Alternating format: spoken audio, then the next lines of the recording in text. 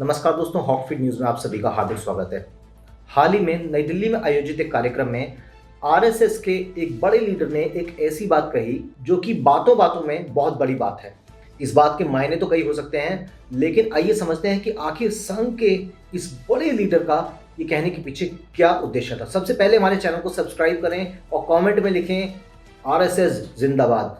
आइए दोस्तों, अब आपको बताता हूं कि नई दिल्ली में आयोजित एक कार्यक्रम में राष्ट्रीय स्वयंसेवक संघ के सह सरकार्यवाह डॉक्टर कृष्ण गोपाल ने हिंदुत्व अर्थात भारतीय एकात्मता, मुस्लिम विद्वेष नहीं ऐसी पुस्तक का विमोचन किया।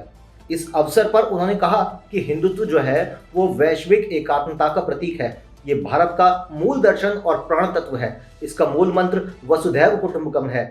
यह पूरी दुनिया को अपना परिवार मानता है, इसीलिए हिंदुत्व का जो भाव है वो आत्मीयता का है।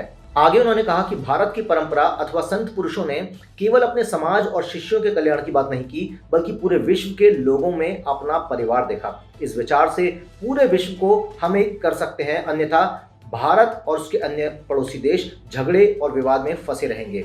भारत सबके अंदर एक ईश्वरीय तत्व को देखता है, जो मेरे अंदर है वही तुम्हारे अंदर है। हम सब एक हैं। यह तब से है जब हिंदू शब्द ही नहीं था, यानी कि प्राणी मात्र के कल्याण की कामना की इस भावना को पूरे विश्व ने कोरोना महामारी में भी देखा, जब जरूरतमंदों ने भोजन ही नहीं पशुओं पक्षियों के भोजन तक की चिंता करी।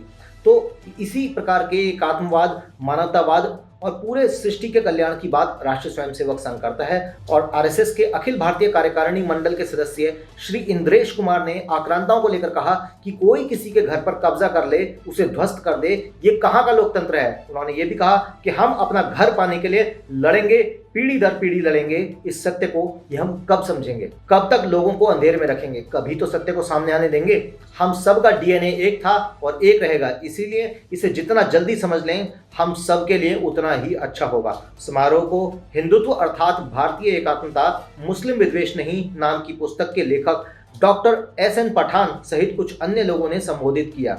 आप समझ सकते हैं कि संघ के कार्यक्रमों में डॉक्टर एसएन पठान जैसे लोग आ रहे हैं, जो कि इस बात का व्याख्यान कर रहे हैं, अपनी पुस्तक के माध्यम से लोगों को ये संदेश देना चाह रहे हैं कि जो हिंदुत्व का दर्शन है वो मुस्लिम विद्वेष पर आधारित नहीं है, बल्कि वो तो एकात्म मानवता की बात करता है, वो तो पूरी सृष्टि के कल्याण की बात करता है। और ऐसा कहना है डॉक्टर एसएन पठान का, जो कि एक लेखक हैं और चिंतक भी हैं और राष्ट्रीय स्वयंसेवक संघ के मुस्लिम राष्ट्रीय मंच नाम के एक संगठन से जुड़े हुए हैं।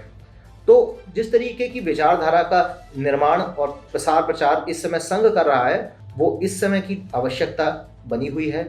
लेकिन साथ ही साथ संघ को यह भी ध्यान रखना होगा कि कुछ लोग मीठी छुरी चलाकर संघ के खिलाफ कोई प्रपंच ना रचें। इसलिए जो बात करते हैं हम तमाम समुदायों को जोड़ कर लाने की, संघ का अपने आप में बहुत अच्छा प्रयास है, पर सतर्कता बस इस बात की बरतनी होगी कि कुछ लोग कहीं इसका फायदा ना उठा लें, क्योंकि हिंदुओं ने अक्सर अपनी पीठ में खंजर देखा है।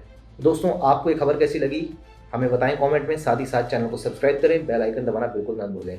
जय हिंद, आरएसएस जिंदाबाद।